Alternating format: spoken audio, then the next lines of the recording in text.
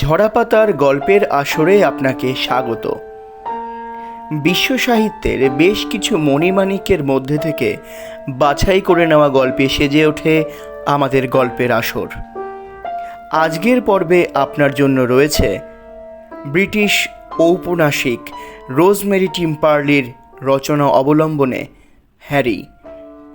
Rosemary টিম্পারলির জন্ম 1920 সালের 20শে March এবং মৃত্যু 1988 সালের 9 নভেম্বর। রোজমেরি টিম্পারলি ছিলেন একজন ব্রিটিশ ঔপন্যাসিক, ছোট গল্পকার এবং চিত্রনাট্যকার। তিনি 33 বছরে 66টি উপন্যাস এবং কয়েকশো ছোট গল্প সহ বিভিন্ন ধরনের কথা সাহিত্য রচনা করেছেন, কিন্তু বহু সংকলনে প্রকাশিত তার ভৌতিক গল্পের জন্যই তিনি সর্বাধিক স্মরণীয়। তিনি ভৌতিক গল্পের বেশ কয়েকটি সংকলনও সম্পাদনা করেছিলেন। আজকের গল্প হ্যারি, এটি বেশ কয়েকবার চিত্রায়িত হয়েছে। আজকের গল্প পাঠে এবং মুখ্য ভূমিকায় তিথি চক্রবর্তী। গল্পের সূত্রধার আমি বিজয়। শুরু হচ্ছে রোজমেরি টিম্পারলির রচনা অবলম্বনে হ্যারি।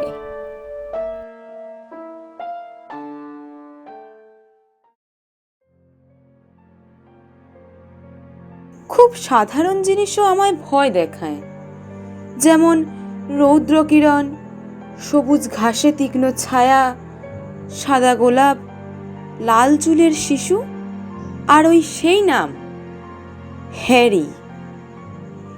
ক্রিস্টিন যেদিন প্রথম এই নামটি উচ্চারণ করেছিল, সেদিনই আমার ভেতরে যেন ভয়ের পূর্বাভাস দেখা গিয়েছিল। ক্রিস্টিনের বয়স 5 বছর, আর 3 মাস পরে ওই স্কুলে যেতে শুরু করবে। সেই দিনটি ছিল খুব সুন্দর, রৌদ্রে তপ্ত। সেদিনও ও একা একা বাগানে খেলছিল, যেমন ও প্রায়ই খেলতো। উপুর হয়ে শুয়ে ও ডেইজি ফুল নিয়ে শ্রমসাধ্য শিকলি তৈরি করছিল। ওর ফিকে একরাশ চুল যেন রোদে ঝকঝক করছিল, আর গায়ের রংটা সত্যিই খুব সুন্দর ফর্সা লাগছিল। হ্যাঁ, একাগ্রতার জন্যে তার চোখের মণি দুটো যেন প্রসারিত হয়ে উঠেছিল। হঠাৎ ও গোলাপের ঝোপের দিকে তাকালো। গোলাপের ঝোপের দিকে তারপর এগোতে লাগলো সে। ওর সুতির ছোট স্কার্টের নিচে সুন্দর পা দুটো অরক্ষিত। খুব তাড়াতাড়ি যেন মেয়েটা বড্ড বেড়ে উঠছে যে। আমার মা বাবার সঙ্গে আমি এসেছি, তারা আমার মা বাবা। এখনো ঝোপের ছায়ায় আছে। মনে হচ্ছে যেন আলোর পৃথিবী ছেড়ে আধারের দিকে হাঁটছে সে। জানি না কেন, বেশ আমি একটা অস্বস্তি বোধ করছিলাম। আমি ডাকলাম ওকে। ক্রিস্ট, কি করছিস মা? কিছু নয়। এবার ভেতরে চলো। কি হলো? চলো মা, এবার ভেতরে চলো। এখন আমি ভেতরে যাব, বিদায়। বলে ও আমার কাছে এলো। আমি ওকে জিজ্ঞেস করলাম, হ্যাঁ রে, তুই কার সঙ্গে কথা বলছিলি? হ্যারির সঙ্গে। এই হ্যারি আবার কে? আমি অনেক চেষ্টা করেও ওর কাছ থেকে কোনো কথা বের করতে পারলাম না। তারপর আমি ক্রিস্টিনকে দুধ আর কেক খেতে দিলাম, আর তারপর তার কাছে বসে ওকে পড়ে শোনাচ্ছিলাম। আমি লক্ষ্য করলাম ক্রিস্টিন পড়া শুনতে শুনতে বারবার বাগানের দিকে তাকিয়ে তাকিয়ে চমকে উঠল। আরও লক্ষ্য করলাম ও একবার হেসেও উঠল, আবার দুলেও উঠল। অবশেষে আমি ওকে ঘুম পাড়ানোর চেষ্টা করলাম। তারপর ও বিছানার মাঝে নিজেকে গুটিয়ে নিল। দেখে মনে হলো শান্তিতে ঘুমাচ্ছে এবার। আমার স্বামী জিম ও বাড়ি ফিরলে এই রহস্যময় হ্যারির কথা বললাম ওকে। জিম হাসলো, বলল, ক্রিস্ট আবার দুষ্টুমি শুরু করেছে। তুমি কি বলতে চাইছো? দেখো, বাবা মার এক ছেলে বা মেয়ে বড় বেশি নিঃসঙ্গতা অনুভব করে। তারা তাই কাল্পনিক সঙ্গীর সঙ্গে বন্ধুত্ব করে। হ্যাঁ, এই ধরনের বাচ্চারা কখনো কখনো তাদের পুতুলের সঙ্গেও কথা বলে। যদিও পুতুলের প্রতি ক্রিসের কোনো আকর্ষণ নেই, সমবয়সী বন্ধুও তার নেই, সে তাই একজন সঙ্গী কল্পনা করে নিয়েছে। সব বুঝলাম আমি, কিন্তু বিশেষ করে ওই নামটাই কেন করে ও বারবার? তুমি তো জানো কিভাবে বাচ্চারা কোনো জিনিস গ্রহণ করে। জানি না আমি কি নিয়ে তুমি এত চিন্তা করছো, তবে আমি কিন্তু এই ব্যাপারে কোনো চিন্তাই করি না। না, সেরকম কোনো ব্যাপার নিয়ে তেমন কোনো চিন্তা ভাবনা আমিও করি না। আসলে ব্যাপারটা কি জানো, ওকে নিয়ে না আমার বড় চিন্তা। আমি যদি ওর সত্যিকারের মা হতাম তাহলে যতটা ভালোবাসতাম তার চেয়ে হয়তো একটু বেশি ভালোবাসি, বেশি যত্ন নিই, তাই আর কি একটু চিন্তা হয়তো সবসময়। আমি জানি সে ভালোই আছে। ক্রিস সুন্দরী, তার স্বাস্থ্য ভালো, সে বুদ্ধিমতী। আমার ভাগ্য ভালো যে তার মতো একটি মেয়ে পেয়েছি, এবং তোমারও। আমরা কত বিনীত ও ভদ্র, হ্যাঁ?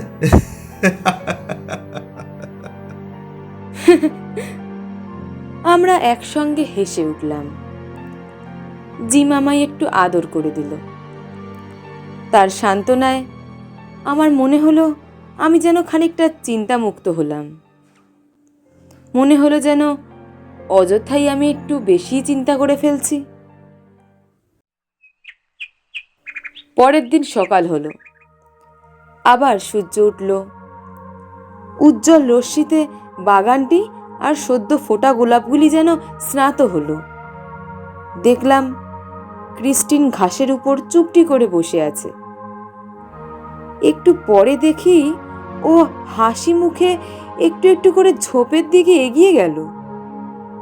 তারপর যেন কাকে উদ্দেশ্য করে বলে উঠল, আমি জানি তুমি আসবে, কেননা আমি তোমায় ভালোবাসি।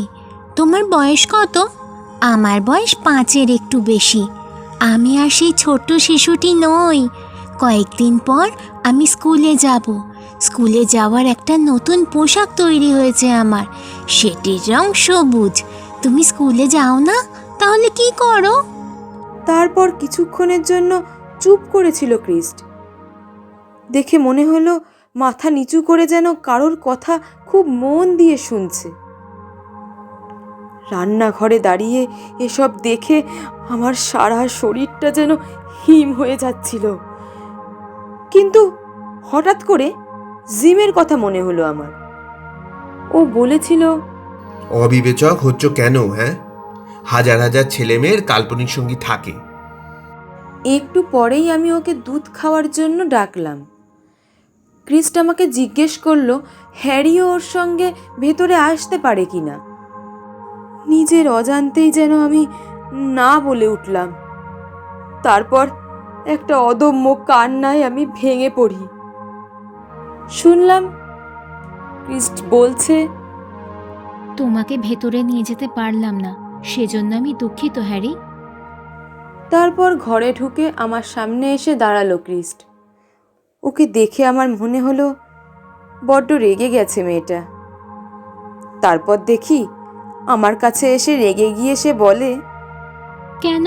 হ্যারিকে একটু দুধ দিলে কি হতো? আমি জিজ্ঞেস করলাম, ক্রিস সোনা, হ্যারি কে? আমায় বলো। হ্যারি আমার ভাই। কিন্তু তোর তো কোনো ভাই নেই মা, তুই তো আমাদের একমাত্র মেয়ে। হ্যারি কেমন করে তোর ভাই হবে বলতো? হ্যারি আমার ভাই, সে তো এই কথাই বলে। ক্রিস্টিন গ্লাসটা ধরে দুধে চুমুক দিল। তারপর সামনে রাখা প্লেটটা থেকে বিস্কুট তুলে নিল। দেখে আমিও তখন স্বস্তির নিঃশ্বাস ফেললাম। যাক, হ্যারি তাহলে ওর খিদেটা অন্তত কেড়ে নেয়নি। জিমকে আমি এইসব ঘটনার কোনো কিছুই জানাতাম না, জানালে আবার সকালের মতোই উপহাস করবে। কিন্তু ক্রিস্টিনের এই হ্যারি ফ্যান্টাসিটা দিনের পর দিন বেড়েই চলল। আমার ওকে দেখে রীতিমতো টেনশন হতো। আমি অত্যন্ত চাপ বোধ করতে লাগলাম। এক রবিবার ব্রেকফাস্টের সময় জিম আমায় বলল, কাল্পনিক সঙ্গীর মজা কি বলতো? সবসময় তারা শিশুটিকে কথা বলায়। লক্ষ্য করেছ ক্রিস এখন আগের চাইতেও কত সহজভাবে কথা বলে? আর ওর উচ্চারণ, সেগুলো শুনেছো তুমি? উচ্চারণে আবার কি হলো? অনেকটা ইংল্যান্ডের গ্রাম্য উচ্চারণের মতো, ঠিক আরবান টাইপস নয় কিন্তু। প্রিয়তম, তুমি আমায় হাসালে দেখছি। তার কথায় গ্রাম্য টান। বলি, এ নিয়ে মাথা ঘামাবার কোনো প্রয়োজন নেই। লন্ডনের প্রতিটি শিশুর এ ধরনের উচ্চারণ প্রবণতা লক্ষ্য করা যায়, আর স্কুলে গেলে নানা ধরনের শিশুর সঙ্গে মিশে এই টানটা আরও বেড়ে যায়। কিন্তু আমাদের কথায় তো একটুও কোনো গ্রাম্য টান নেই, তাহলে ক্রিস্ট শিখলো কোথা থেকে? রুটিওয়ালা, গোয়ালা, ঝাড়ুদার, কয়লাওয়ালা, আর নাম করার দরকার আছে কি?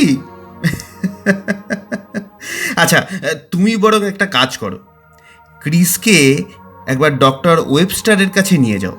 তুমি কি মনে করো ক্রিস্ট কি অসুস্থ হয়েছে নাকি তাহলে? না না, তা কেন? তুমি তার ব্যাপারে চিন্তিত, ঠিক। এদিকে এর সমাধান আমার গণ্ডির বাইরে, বাধ্য হয়েই তাই বিশেষজ্ঞের পরামর্শ নিতে হয়। পরের দিন ক্রিস্টিনকে ডক্টর ওয়েবস্টারের কাছে নিয়ে গেলাম। ওয়েটিং রুমে ওকে বসিয়ে রেখে আমি ডাক্তারের সঙ্গে দেখা করলাম। হ্যারির কথা বললাম তাকে।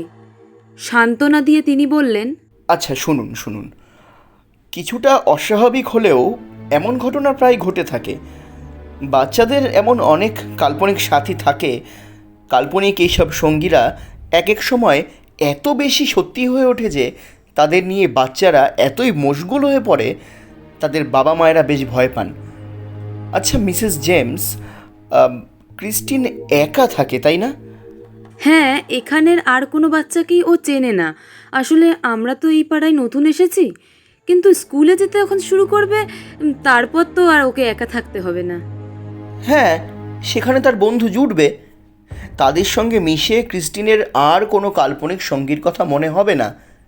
প্রত্যেক বাচ্চাই তো নিজের সমবয়সী বন্ধু খুঁজে না পেলে তারা সঙ্গী আবিষ্কার করে নেয়।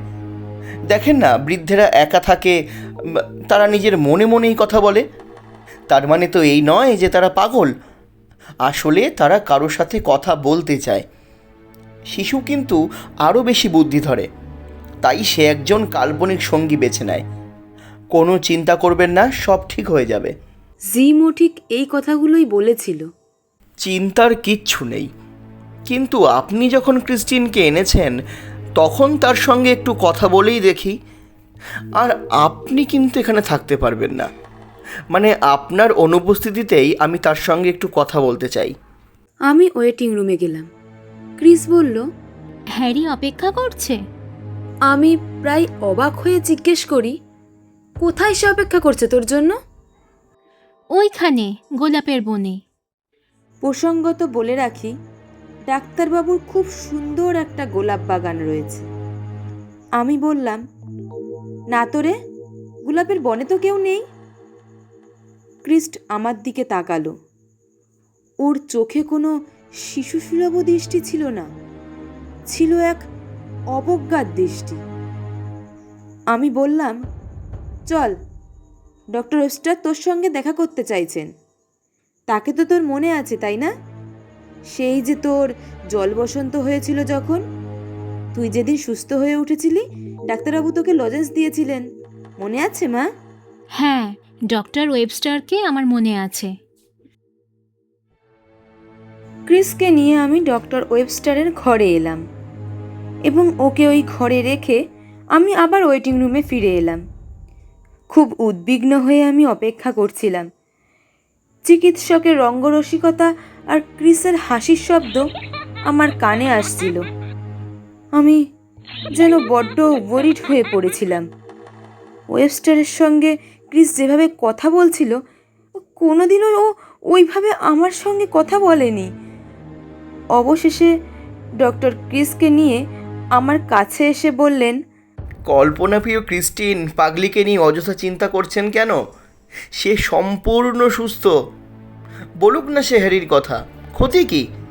হ্যারির কথা তুললে আপনি বিরক্ত হন, তাই বেচারি তার ভাইয়ের কথা আপনাকে বলতে চায় না। এক কাজ করুন, তার সঙ্গে বন্ধুত্ব করে নিন। ডক্টর ওয়েবস্টার জিজ্ঞেস করলেন ক্রিসকে।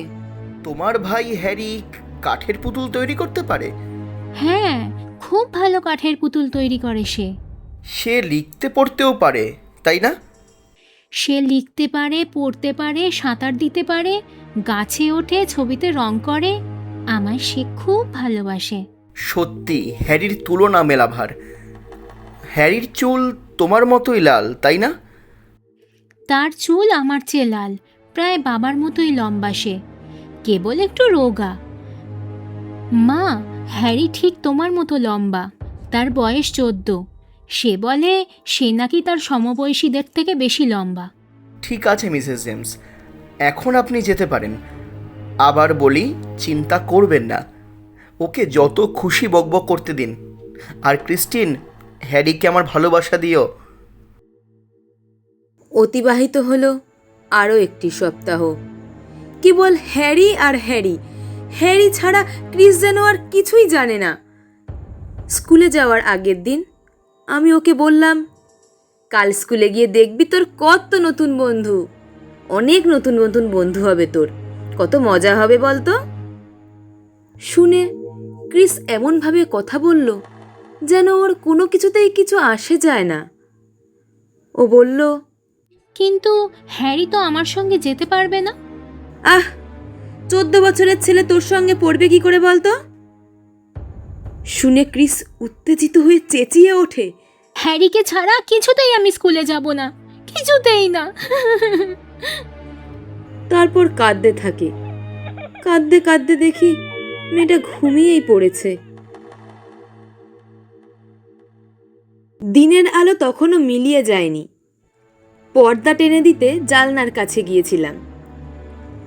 হঠাৎ দেখলাম সোনালি রোদ আর কালো ছায়ার খেলা চলছে যেন বাগানে। এ কি, আমি কি স্বপ্ন দেখছি নাকি? না তো, স্পষ্টই দেখলাম সাদা গোলাপ ঝোপের কাছে রোগা লম্বা একটি ছেলেকে। উন্মাদের মতো চিৎকার করে উঠি আমি, হ্যারি, হ্যারি, হ্যারি, দাঁড়াও! বাচ্চা ছেলের কোকড়া চুলের লালচে আভার মতো আমি যেন গোলাপ বনের মাঝে সামান্য লালের আভাস পেলাম। তারপর ধীরে ধীরে স্বপ্নের মতো সেটা যেন মিলিয়ে গেল। পরের দিন শুরু হয় আমার গোপন অনুসন্ধান পর্ব। বাসে করে শহরে পরিচিত সেই উঁচু বাড়িটাতে গেলাম আমি। 5 বছর আগে আমি আর জিম সেখানে গিয়েছিলাম। বাড়িটির সর্বোচ্চ তলে গ্রেথান অ্যাডপশন সোসাইটি। 4টি সোপান সিঁড়ি বেয়ে রংচটা সেই দরজাটির সামনে এসে দাঁড়ালাম। দরজা খুললেন সেই ভদ্রমহিলা, সরল, হাসি খুশি, মাথা ভর্তি বাদামি চুল, লম্বা, miss clever. Hello Mrs James, অনেক দিন পরে আপনাকে দেখে খুব আনন্দ হচ্ছে। আচ্ছা, ক্রিস্টিন কেমন আছে? ভালোই আছে ও। আমি আর একটুও সময় নষ্ট করতে চাইলাম না। সঙ্গে সঙ্গে কাজের কথা শুরু করলাম। বললাম, হ্যাঁ, আমি জানি যে আপনারা সাধারণত পালনকারী মা বাবাকে শিশুটি কোথা থেকে পাওয়া গেছে সেটা জানাতে চান না, এবং যতদূর জানি তারাও সেটা জানতে চান না। কিন্তু কিছু মনে করবেন না, একটি বিশেষ কারণে না আমাকে জানতেই হবে যে ক্রিস্টিন আসলে কে। দুঃখিত মিসেস জেমস, আমাদের নিয়ম। আমাকে সমস্ত কাহিনীটা বলতে দিন প্লিজ। আপনি শুনলে বুঝবেন যে তার সম্পর্কে জানতে চাওয়াটা আমার নিছক কৌতূহল মাত্র নয়, এর পিছনে নিশ্চয়ই কোনো রহস্য আছে। মিস ক্লিভারকে আমি হ্যারির সমস্ত কথা বললাম। শুনে তিনি বললেন, মিসেস জেমস, আপনার জন্য একবার মাত্র আমি নিয়ম ভঙ্গ করছি। ঠিক আছে, আপনাকে আমি ক্রিস্টিনের বিষয়ে বলছি। লন্ডনের এক দরিদ্র পরিবারে তার জন্ম। 4 জনকে নিয়েছিল তাদের পরিবার, বাবা, মা, একটি ছেলে আর মেয়ে ক্রিস্টিন। ছেলে? হ্যাঁ, তার বয়স যখন 14 তখনই ঘটনাটি ঘটেছিল। কি ঘটেছিল? বলছি, তার বাবা মা ক্রিস্টিনকে চায়নি। স্যানিটারি ইন্সপেক্টর কর্তৃক ভগ্ন পরিত্যক্ত বলে ঘোষিত অপরিচ্ছন্ন একটি বাড়ির ওপরের তলায় তারা থাকত। অনাহারে অর্ধাহারে কোনো রকমে তাদের দিন কাটত। তাদের কাছে শিশুটি ছিল অবাঞ্ছিত, যেন কোনো দুঃস্বপ্ন। ক্রিস্টিনের মা স্নায়ুবিকারে ভুগতেন। তিনি ছিলেন খুব নোংরা, অসুখী, মোটা, জবুথবু এক মহিলা। ক্রিস্টিনের জন্মের পর তার প্রতি মায়ের কোনো রকম আকর্ষণ ছিল না, কিন্তু তার ভাই তাকে খুব ভালোবাসত। ক্রিস্টিনের ভাই খুবই দুঃখ পেয়েছিল তাকে স্কুল ছাড়িয়ে দেওয়া হয়েছিল বলে। সে তাই ক্রিস্টিনের দেখাশোনা করত। একদিন সকালে একতলার এক মহিলা ওপরতলা থেকে ধপ করে কি একটা পড়ার শব্দ শুনলেন। তিনি ছুটে দেখতে গেলেন। তিনি দেখলেন ক্রিস্টিনকে বুকে জড়িয়ে তার ভাই মাটিতে পড়ে রয়েছে। ছেলেটির গলার হাড় ভেঙে গেছে, সে মৃত। ক্রিস্টিনের মুখ নীল হয়েছে এবং সে জ্ঞান হারিয়েছে, কিন্তু প্রাণ আছে, ধীরে ধীরে শ্বাস নিচ্ছে সে। মহিলা সকলকে ডাকলেন। ডাক্তার এলো, পুলিশে খবর পাঠানো হলো। সকলে অস্বাস্থ্যকর অপরিচ্ছন্ন সেই ওপরের ঘরে গেল। দরজাটা ভেতর থেকে বন্ধ ছিল, তাই ভাঙতে হলো। জানালা খোলাই ছিল। ঘরে তখনও গ্যাস জমে রয়েছে। তারা দেখল স্বামী স্ত্রী পাশাপাশি শুয়ে, আর একটি চিঠি, তাতে লেখা, আমি আর চালাতে পারছিলাম না, তাই মৃত্যুকেই বরণ করে নিতে হলো। এছাড়া আর কোনো পথ খোলা ছিল না। পুলিশের মতে মা ছেলে মেয়ে যখন ঘুমোচ্ছিল সে সময় লোকটি দরজা জানলা বন্ধ করে গ্যাস ছেড়ে দেয়। ফলে সারা ঘরে গ্যাস ছেয়ে গিয়েছিল। সে তার স্ত্রীর পাশে শুয়েছিল যতক্ষণ পর্যন্ত না অচেতনতার অন্ধকারে তলিয়ে গিয়েছিল এবং মৃত্যুর হিমশীতল স্পর্শ লাভ করেছিল। ছেলেটির কিন্তু চেতনা লোপ পায়নি। সে জেগে চেয়েছিল, সে দরজা খুলতে চেয়েছিল, কিন্তু পারেনি। চেঁচাবার সামর্থ্যও তার ছিল না। তাই জানালাটা কোনো রকমে খুলে সে তার প্রিয় বোনটিকে কোলে নিয়ে নিচে ঝাঁপিয়ে পড়েছিল। তাহলে তার বোন ক্রিস্টিনকে সেই বাঁচালো? হ্যাঁ, সে খুব সাহসী ছেলে ছিল। সম্ভবত ক্রিস্টিনকে বাঁচানোর চেয়ে তার নিজের কাছে রাখাতেই তার বেশি আগ্রহ ছিল। আচ্ছা মিস ক্লিভার, ছেলেটির নাম কি বলুন তো? একটা ফাইল খুলে অনেক ঘেটে অবশেষে তিনি বললেন, তার পারিবারিক নাম জোন্স এবং 14 বছরের ছেলেটিকে তারা হ্যারল্ড বলে ডাকত। তার কি লাল চুল ছিল? জানি না মিসেস জেমস। কিন্তু আমি যে ছেলেটির খোঁজ করছি তার নাম হ্যারি। আমি কিছুই বুঝতে পারছি না এখন। সব কেমন যেন এলোমেলো হয়ে যাচ্ছে আমার কাছে। আমার কি মনে হয় জানেন, ক্রিস্টিনের সমস্ত মন জুড়ে বিরাজ করছে তার শৈশবের একমাত্র সাথী, তার ভাই। আমরা ভাবি বাচ্চাদের খুব একটা স্মৃতিশক্তি থাকে না, কিন্তু অতীতের অনেক ঘটনা তাদের মনে রেখাপাত করে যায়। হ্যারিকে তাই ক্রিস্টিন আবিষ্কার করেনি, সে তার মনে থেকে গেছে। সেই তো তার প্রাণ ফিরিয়ে দিয়েছিল। তারা যে বাড়িতে থাকতো, আপনি প্লিজ আমায় সেই বাড়িটির ঠিকানাটা দিন প্লিজ। অ্যাড্রেসটা নিয়ে যে বাড়িতে ক্রিস্টিনরা ছিল সেখানে আমি গেলাম। বাড়িটা দেখলে মনে হয় সেটি এখনো জনশূন্য, অকেজো এবং পরিত্যক্ত। কিন্তু ছোট্ট এক ফালি বাগান আছে সেখানে, যেটি আমার দৃষ্টি আকর্ষণ করলো। সেখানে দেখতে পেলাম এখানে ওখানে ঘাস গজিয়েছে। সাদা গোলাপের ঝোপ বজায় রেখে চলেছে তার অস্তিত্ব। এখানে আপনি কি করছেন? হঠাৎ কারো একটা গলা শুনে আমি চমকে উঠি। চেয়ে দেখি একতলার জানলা দিয়ে উকি দিচ্ছেন এক বৃদ্ধা। আসলে আমি ভেবেছিলাম বাড়িটিতে হয়তো কেউ থাকে না। না থাকাই উচিত ছিল। এরকম ভাঙা বাড়িতে কি কোনো মানুষ থাকে?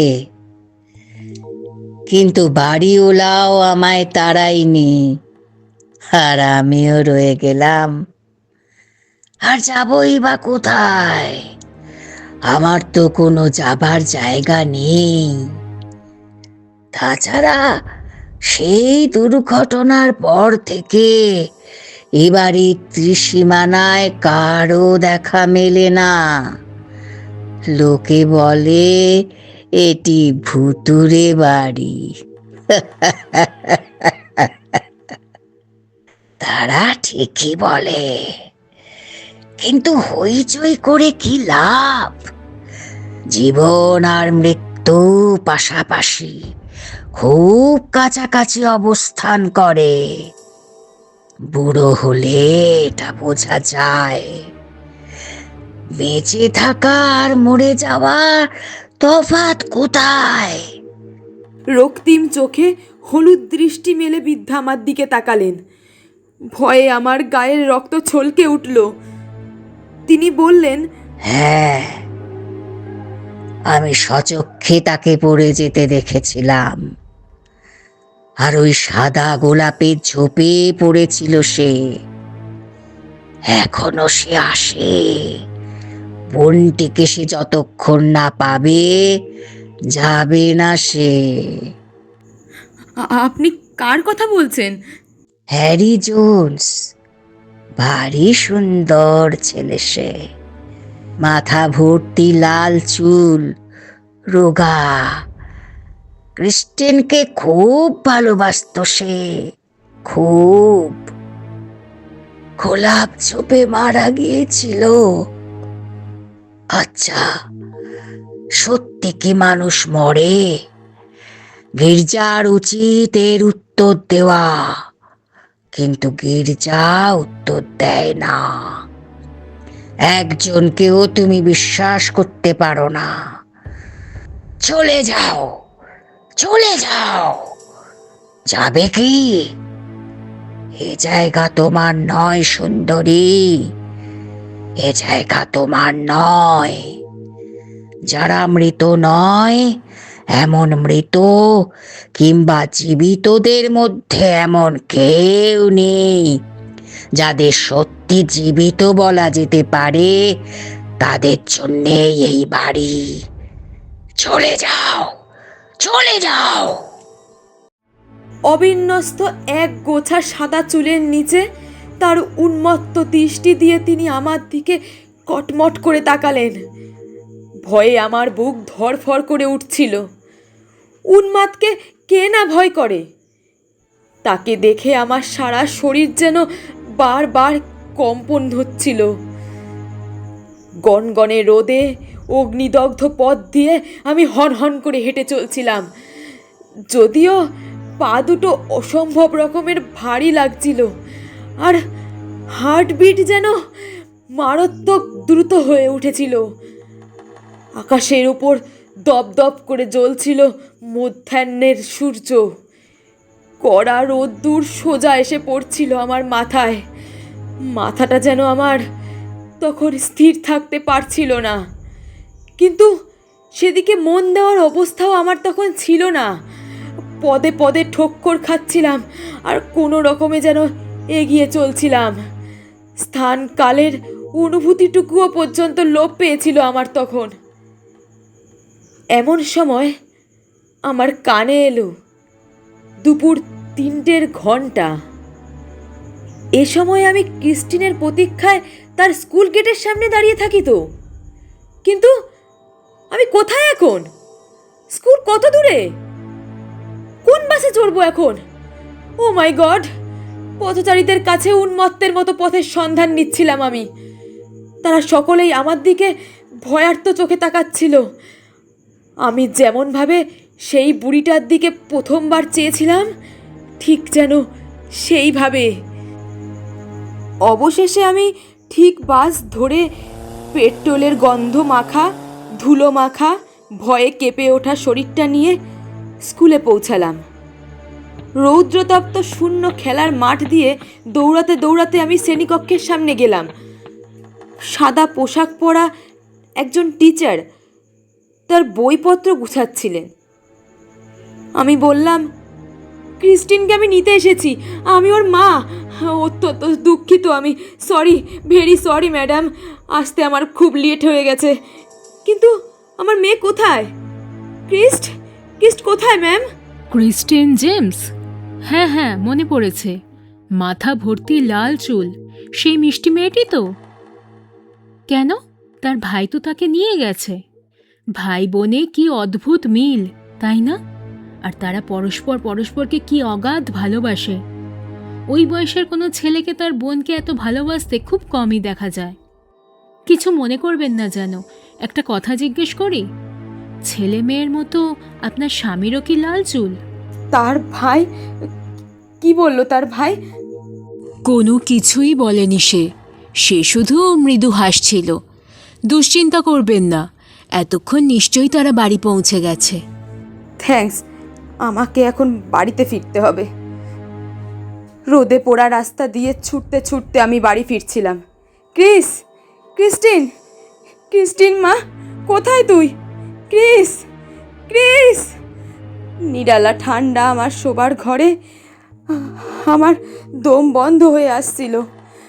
আমার সেদিনের সেই কাতর আর্তনাদ আজও যেন আমি স্পষ্ট শুনতে পাই। ক্রিস্টিন, কই তুই? উত্তর দে। হ্যারি, দোহাই তোমার, ক্রিস্টিনকে তুমি নিয়ে যেও না প্লিজ। ফিরে এসো হ্যারি প্লিজ। উন্মত্তের মতো সারা বাগান আমি ছুটে বেরিয়েছিলাম। সূর্যের রশ্মি গরম ছুরির শানিত ফলক নিয়ে আমায় যেন বিদ্ধ করছিল। স্ফুটিত সাদা গোলাপ আমার চোখ ঝলসে দিচ্ছিল। বাতাস যেন হারিয়ে ফেলেছিল তার প্রবাহমানতা। স্থানকালের অনুভূতিহীন অত্যাশ্চর্য একটা জায়গায় এসে যেন আমি দাঁড়িয়ে পড়েছিলাম। মনে হচ্ছিল ক্রিস যেন আমার খুব কাছেই রয়েছে, অথচ আমি তাকে দেখতে পাচ্ছি না। সাদা গোলাপগুলো আমার চোখের সামনে আন্দোলিত হতে হতে লাল গোলাপে রূপান্তরিত হলো। আমার সারা পৃথিবী লালে লাল হয়ে গেল, রক্তে ভেজা লাল রং দেখতে দেখতে আমি চোখে অন্ধকার দেখতে লাগলাম। তারপর যেন সব নিঃশব্দ, আর কিছুই জানি না। তারপর বেশ কয়েক সপ্তাহ আমি সর্দি জ্বরে ভুগলাম। অবশেষে মস্তিষ্ক প্রদাহে শয্যাশায়ীও হয়েছিলাম। জিম এবং পুলিশ তন্ন করে ক্রিস্টিনকে খুঁজেছিল, কিন্তু কেউই আর তার খোঁজ পায়নি। কয়েক মাস ধরে এই ব্যর্থ অনুসন্ধান চলেছিল। খবরের কাগজগুলিও বেশ রসিয়ে লাল চুল মেয়েটির অন্তর্ধান কাহিনী প্রচার করে বেরিয়েছিল, যেন এক হাস্যরসাত্মক গল্প কাহিনী। যে ভাই স্কুল ছুটির সঙ্গে সঙ্গে ক্রিস্টিনকে সঙ্গে করে নিয়ে গিয়েছিল, তার কথাও বাদ দেয়নি কেউ। ছেলে ধরা, শিশু হত্যাকারী, এমন অনেক কাহিনী ছড়িয়ে পড়েছিল চারিদিকে। ধীরে ধীরে একসময় সব কিছু থিতিয়ে গেল। পুলিশ ফাইলে ক্রিস্টিনের ইতিবৃত্ত অনিরুক্তি অমীমাংসিত ঘটনা হিসেবে স্থান পেল। আর সেই নোংরা বাড়ির বিভৎস বৃদ্ধা আর আমি, শুধু আমরা দুজন জানি ক্রিস্টিনের আসলে কি হয়েছিল। বছর কেটে গেল, কিন্তু আমি এখনো ভয় পাই। রৌদ্র কিরণ, ঘাসের উপর পড়া তীক্ষ্ণ ছায়া, সাদা গোলাপ, লাল চুল শিশু, এসব সাধারণ জিনিস দেখে আমি এখনো ভয় পাই। আর ওই হ্যারি নামটা শুনলেই ভয়ে কেঁপে উঠি।